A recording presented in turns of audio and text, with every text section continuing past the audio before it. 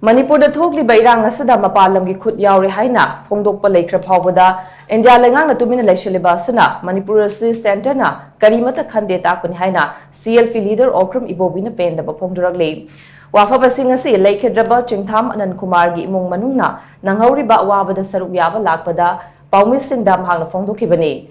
ngasiga tharaga tha taruk suraklaba irang asigi chap chaba warriors na mahujik pawa purakpa ngamdriba sigi matangda paumi sin hangbaw hangamagi pawkhum piraduna CLF leader OKRAM IBOBI na hai Center da lengak pariba Narendra Modi na luchingba India gi lengak asina Manipur gi isu sina thaiduna Leisilliba Asina takpade Manipur Asi India na karisu leitana khalli haiba sini IRANG asigi warriors puraknaba Congress Party na mamangdagi hauna lengak asida hanjin taksinduna lakpani Manipur Asi India gi state ama natrabra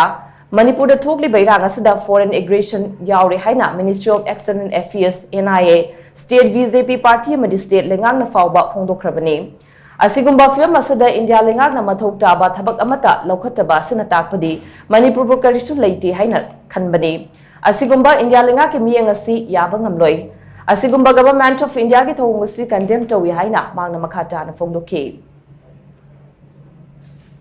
issue se hujik phawba Shri Narendra Modi ji na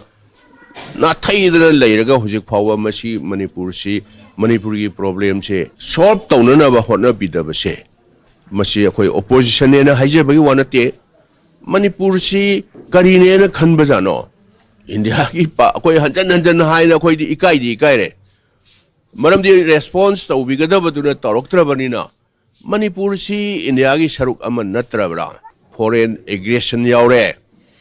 mapandagi yaure adu si foreign aggression yaure haita de government media si yenga leirisibo